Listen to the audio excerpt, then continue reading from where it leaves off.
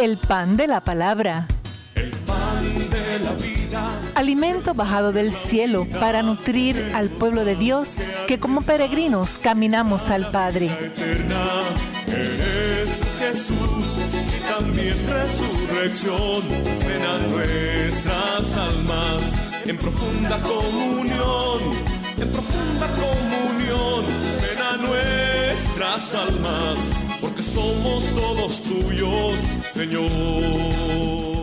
De la misma manera que partimos este pan, Jesucristo ha querido repartir su cuerpo, su sangre, dándola por la salvación del mundo. Es un gesto que es simbólico en esta mesa fraterna, en esta mesa que nos ayuda a compartir la palabra, pero sobre todo quiere ser un gesto en tu hogar de esa fraternidad que nos une desde aquí hasta allá y desde allá hasta acá. Comamos el pan de la unidad, el pan de la fraternidad, el pan de la amistad. Ánimo y seguimos adelante. Compartimos en este momento el Evangelio. Está tomado de el evangelista San Juan, capítulo 3, versos 14 al 21. Dijo Jesús: de la misma manera que Moisés levantó en alto la serpiente en el desierto, también es necesario que el Hijo del Hombre sea levantado en alto, para que todos los que creen en Él tengan vida eterna. Sí, Dios amó tanto al mundo, que entregó a su Hijo único para que todo el que cree en Él no muera, sino que tenga vida eterna. Porque Dios no envió a su Hijo para juzgar al mundo, sino para que el mundo se salve por Él. El que cree en Él no es condenado, el que no cree ya está condenado, porque no ha creído en el nombre del Hijo único de Dios. En esto consiste el juicio. La luz vino al mundo, y los hombres prefirieron las tinieblas a la luz, porque sus obras eran malas. Todo el que obra mal odia la luz, y no se acerca a ella, por temor de que sus obras sean descubiertas. En cambio, el obra conforme a la verdad se acerca a la luz, para que se ponga de manifiesto que sus obras han sido hechas en Dios. Palabra del Señor. Gloria a ti, Señor Jesús. Este es uno de los textos muy conocidos, textos que con cierta frecuencia escuchamos, citamos, reflexionamos y meditamos. Es en el diálogo que tiene Jesús y Nicodemo. Nicodemo va de noche, no quiere que lo vean. Y en esa oscuridad Jesús aprovecha para dar esta catequesis hermosa de la luz. Cristo es luz, ilumina, abre el entendimiento y sobre todo nos pone en la ruta auténtica de la salvación. Este evangelio, ¿verdad?, hace paralelo con el que veíamos hace varios domingos atrás, en el que Jesús le preguntan el templo, él dice, ¿verdad?, este templo será destruido y yo lo reconstruiré en 3 días. Hoy compara con la serpiente que se levanta en el desierto y que era necesario que fuera así para que creyeran. Y el próximo domingo veremos un poco el texto de el grano de trigo que debe morir para entonces dar vida. Así que hay una correlación que nos va precisamente llevando hacia la fiesta grande, ¿verdad?, de la Semana Santa, de la Pasión Muerte, de la Pascua, de la Resurrección. Interesante porque hace referencia a un texto del Antiguo Testamento. El pueblo murmura contra Moisés y el Señor, para darle a este pueblo conciencia de su pecado, le manda unas pequeñas serpientes que se llaman serpientes ardientes, que son pequeñitas así en el desierto, pero estas serpientes tenían una peculiaridad, que solo mordían a los murmuradores. Así que si esa plaga se mete en Puerto Rico, imagínense la que se pasa. Y entonces el pueblo se da cuenta y entonces empieza a clamar a Dios. Y le dicen a Moisés, intercede por nosotros. Y entonces va Moisés, como siempre, ¿verdad?, interceder ante Dios. Y Dios le dice, mira, levanta en medio del campamento una cruz, un mástil. Y en esa vas a poner una serpiente de bronce. Eso en el medio del campamento. De tal manera que todos los que sean mordidos por la serpiente tienen que pararse delante de este mástil, esa cruz, y mirarla. ¿Qué quería decir eso? Que tenían que decir públicamente que habían pecado, que habían murmurado contra Moisés. Quien lo haga se salva, quien no lo haga se muere. Entonces, Jesús coge esa comparación que el pueblo conocía muy bien y la aplica. Y dice entonces a Nicodemo, que era un maestro de la ley, alguien que conocía bien la palabra. De la misma manera que Moisés levantó en alto, que lo viera todo el mundo, la serpiente, signo del pecado, en el desierto, también es necesario que el Hijo del Hombre sea levantado en alto, para que todos los que creen en Él tengan vida eterna. ¿Qué es lo que yo creo? Que mirando a Jesús crucificado, con mis ojos fijos en Él, obtengo el perdón ¿de qué? De mi pecado, porque si Jesús está en la cruz, está ahí porque yo lo clavé, por mi pecado, por mi maldad, por mi ruptura de alianza. Si lo miro, tengo el perdón, tengo la vida. Fue lo que sucedió con el buen ladrón. Lo miró y se dio cuenta de que en él no había maldad y pecado. Y por eso le dijo, acuérdate de mí cuando estés en el paraíso. Y él le dijo, hoy mismo estarás conmigo.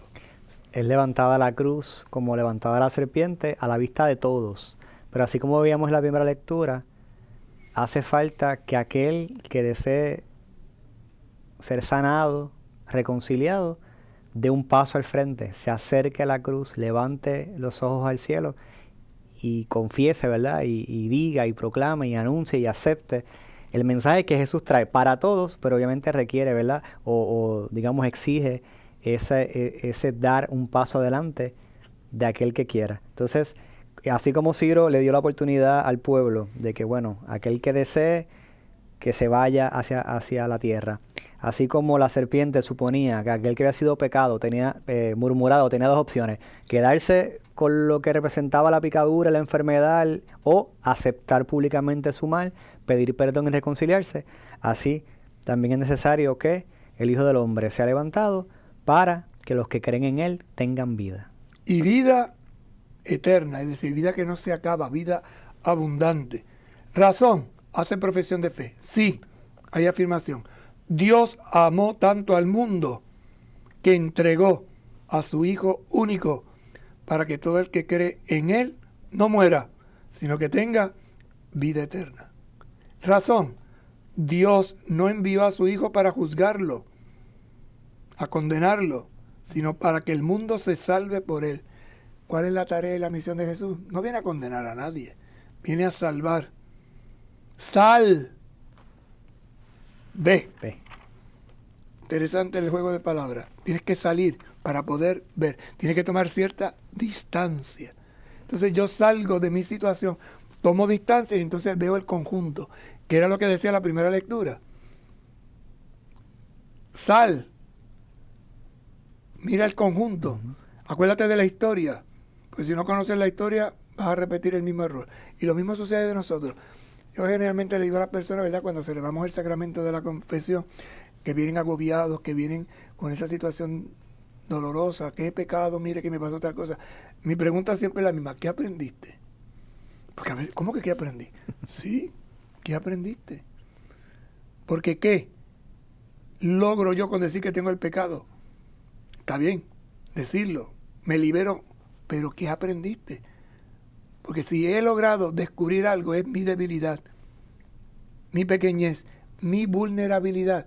Y si lo descubro, entonces dejo que Dios actúe. O sea, si yo me doy contra una piedra, pues tengo que ver esa piedra la próxima vez. Y aprendo a que por ahí tengo que tener cuidado cuando voy. Y entonces la curación es total. Pero si paso 1000 veces y 1000 veces me doy con la piedra, pues no he aprendido la lección, ¿verdad? Dice que el burro no cae 2 veces en el mismo hoyo.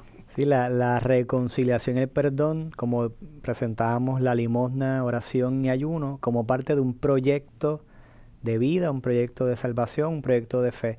Yo quiero recibir la reconciliación, quiero recibir el perdón, quiero obtener la salvación, ¿verdad?, de parte de Dios. Entonces eso es lo que me mueve, lo que me lleva precisamente a dar ese pie al frente, a pararme ante la cruz, a mirar a Jesús, a reconocerlo, a aceptarlo, a seguirlo. ¿Qué necesito? Fe. Por eso dice, el que cree en Él no es condenado. El que cree, la fe te libra de la condenación. El que no cree, ya está condenado. ¿Por qué? No ha creído en el nombre del Hijo único de Dios. ¿Qué es el pecado contra el Espíritu Santo? creer que Dios no me puede perdonar. Negarme a aceptar, a entender, a asimilar el amor infinito de nuestro Dios, que en Jesucristo crucificado me lo muestra. Y esto, hermano, no es tan fácil de entender a primera vista. Se necesita pedir con humildad al Señor que nos deje ver, es decir, que nos ilumine. Por eso los primeros cristianos, cuando aceptaban, o los paganos que se convertían y aceptaban la fe, eran llamados los iluminados. Habían recibido una luz, habían entendido que ese maldito de la cruz era el bendito Hijo de Dios y que había venido a salvarnos. Y esto, ¿verdad? En la conversación con Nicodemo tiene un papel importante porque para el judío el descubrir a Dios o la relación con Dios era parte de todo un misterio. Y Dios sí se había ido revelando, pero quedaba muchas cosas ocultas. Jesús, que conoce la situación de Nicodemo y que sabe que dentro de su momento de vida, él reconoce y acepta que algo raro está sucediendo, que algo nuevo está pasando, que no cuadra con los esquemas mentales que él tiene, que no cuadra del todo con lo que se le ha enseñado, que esto no rompe la ley, pero es más que la ley. Esto es lo que él esperaba como parte del pueblo, pero es más de lo que él mismo pudiera imaginar. Se atreve, ¿verdad? Toma la iniciativa de acercarse de noche a donde Jesús y preguntarle directamente ¿verdad? Y querer escuchar lo que Jesús tiene que decirle. Entonces es un gran paso de avance para este hombre, que ahí, ¿verdad?, podemos estar todos representados, en Nicodemo, que va donde Jesús y quiere dejarse iluminar, quiere escuchar la palabra de Jesús. Y va de noche. Hasta en el escenario del encuentro hay una clave. Va de noche, y por eso entonces, en esto consiste el juicio. La luz vino al mundo, y los hombres prefirieron las tinieblas a la luz, porque sus obras eran malas. Como le está diciendo, bueno, ¿tú qué quieres? ¿La luz o la oscuridad? Porque la luz vino. Si prefieres las tinieblas, no entendiste. Todo el que obra mal odia la luz y no se acerca a ella, por temor de que sus obras sean descubiertas. Pasa como cuando uno se levanta de noche y prende la luz en la cocina, aparecen las cucarachas. Pues la luz hace eso, ¿no? Saca las cucarachas del corazón. Precisamente, ¿verdad?, pone una palabra clave, el temor ahí envuelto, el miedo en todo esto, que ya hemos visto que en otros personajes bíblicos, en otros momentos, ha sido la pieza clave que ha hecho que lo bueno se transforme en maldad, o que no se permita, ¿verdad?, pues reconocer o gozar de la grandeza de Dios. No se vayan, que después de la pausa seguiremos comentando este evangelio. El pan de la palabra. El pan de la vida. Luz y guía para nuestros pasos en el caminar. Con ella la iglesia reza, habla, piensa, discute, se busca la voluntad de Dios. Resurrección, ven a nuestras almas en profunda comunión, ven a nuestras almas, porque somos todos tuyos, Señor.